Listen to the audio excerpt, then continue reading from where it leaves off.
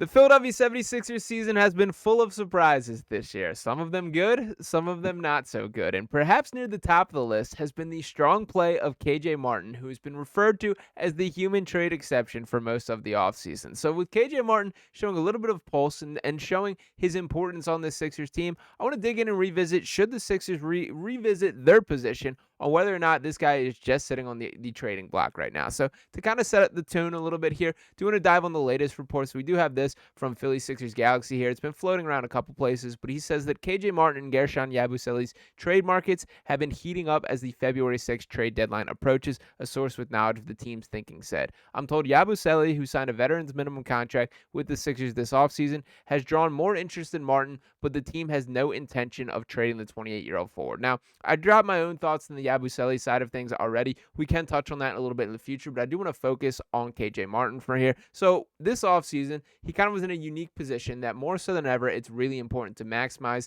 these roster slots. And I think when viewing the contractual situation, it is not just what we look at as a pool of this much money. It's kind of there's lanes to run in. The mid-level exception, the taxpayers mid-level exception. There's all these different kind of avenues that you have to explore. And the Sixers were presented with a unique opportunity where they were able to sign KJ Martin to a contract which comes out to exactly 2 years, $7.975 million for the first year, $8.025 million for the second, so $16 million total. And what this means is it's basically as tradable of a contract as you can get. That anybody for less than that price you can basically pull in is the way that this worked, and that was basically the expectation. But now here we sit in the middle of the season, that I think we should revisit that conversation a little bit. So Ryan, where's your pulse at on the KJ Martin side of things right now?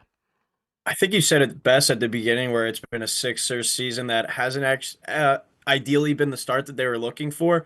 But there's been a few bright spots, and I think it's been the performance of some of these young guys when you look at Jared McCain, and then as we're talking about now, KJ Martin. And when you're looking at it from a Sixers perspective, the performance of Martin is the best of both worlds. Either he's carving out a spot as a role player on this team, or he's playing well enough, I think, to be an enticing potential trade option. Yeah. So if you're looking at it at kind of a Sixers season as a glass half full type thing, you look at two potential young players that have played well that you necessarily weren't expecting much from this year. So for what KJ Martin's been able to do in limited time, and we talked about it a little bit last week, but he's a guy that if you force him to play a little bit too much, I think some of his flaws do get exposed.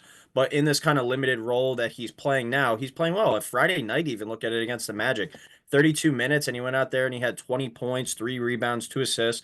And I think the one thing with KJ Martin that's consistent is his energy and effort at Yep. all times. And that's something that you need, especially with a roster that has older players that are going to be on minutes restrictions and missing games at times with Paul George and Joel Embiid notably. You're going to need guys to step up off the bench, and KJ Martin's done just that. So certainly it's been one of the bright spots of the season so far, and whether you want to look at that as a good option to potentially trade or keep him around, because he is still a young player Yeah. that this team's going to need going forward. So KJ Martin, a bright spot so far for this season for sure. Yeah, definitely. And to dig in a little bit, I think the only thing I would push back on that I think you said there is I don't think he's a guy that when you get overexposed, you're going to see his flaws. And I think one of the biggest things I've been impressed by is how comfortable he is playing within his own box of talent, that he knows what he's good at, he knows what he's not. Now, one of the things that he talked a ton about this summer was the change in his shot form, that he put in a lot of work with the shooting coach here. Shout out to my guy Romp for cutting up this video, but I did want to pull up a side-by-side. The left of the screen is his jump shot last year. The right of the screen is his jump shot this year. So take a look at kind of the key difference on the release point here. It looks like kind of his a little bit more upright this year, I would almost say, that he never was kind of confident as a shooter. That's been something that has held him back. I'm going to play this one more time. The release point doesn't look that particularly different to me, maybe a little bit even lower this season, but I mean, the results are there. He's shooting it with higher confidence. The numbers have been better, and the sample size is still a little bit small to be reading into it fully. Like against the Magic, he was 1 for 2 for 3. We're not going to be calling him a 50% three-point shooter because of that. Need to see a little bit more. But the point being, his confidence to take that is here. And I do think he's a guy that everyone on the team genuinely likes. Tyrese Maxey has talked plenty about how much he likes playing with him as his short roller. When you think back to the prime James Harden days, think about how PJ Tucker was so effective to be that guy to come up, set a screen, could get the ball on the roll, and then he can play make out of that. KJ Martin's kind of being that version of PJ Tucker to Tyrese Maxey being James Harden in this situation. And I did want to pull up this quote from Kelly Oubre here, which I thought kind of encapsulates the KJ Martin experience. He was asked about him after that 20-point game against the Magic, and Kelly said, quote, It was everything that we need out of him. A perfect, almost perfect. He was 9 of 10. He missed one shot because he wanted him to lay the ball up when he's been dunking everything all night. And I do think that dunking side of things is particularly appealing on a Sixers team, which for starters has lacked athleticism for years. I do think even amid the struggles, this is probably the most athletic team that we've seen surrounding Joel Embiid. And I also just will note here that you should never be in a rush to give up young talent. KJ Martin is 23 years old. I do think there's a world where this is not the best basketball that he plays, and I do think he's finding his lane for what he's good at. So, your thoughts on any of that, Ryan? Yeah, I'm right there with you, and the young part of it as well. He's a guy that didn't even play in college, Right. so his kind of first test outside of high school basketball has been really the NBA, and we're seeing where he's been getting some extended run, and he's been playing more, and he's been playing better, and he's been delivering. And you said it really well there, where he's only 23 years old. Let's not put a limit on him, a cap on him. And as I kind of was saying at the beginning, when you gotta have guys that are older and have injury issues like Paul George and Joel Embiid, you're going to need to be able to rely on people like this to step up. Yeah. And when you look at a guy like Yabusele, like he's played really well at times this year. KJ Martin is kind of fitting right into that mix as well, where let's not fully cap off what this guy can be and let's see what he continues to do in these limited minutes. So it goes back to what I said at the beginning. Even if you do find a piece that you think might be helpful to get this team over the top right now, the better KJ Martin plays, the more likely that you can trade him for something kind of valuable and not just throw him away for scraps. So his performance, I think, has exceeded what the Sixers were kind of expecting Absolutely. coming into the year. And you can look at that from either side of the fence of why that's a good thing for us going forward. Yeah, and you touched on Yabusele there. So to kind of circle back to these reports, I'm not shocked by any means that there is some attention league wide for Yabusele. That he's averaging 9.9 points per game, 5.6 rebounds, 2.0 assists, shooting 39.5% from beyond the arc there. I think straight up what we're seeing is he's just a better overall basketball player than I really expect to be the case. He can make reads off the dribble. He can play make a little bit underneath the basket. He's looking more and more confident as a shooter. His release has gotten significantly quicker as his confidence has increased. He's just a damn good basketball player in a way that I did not expect to be the case.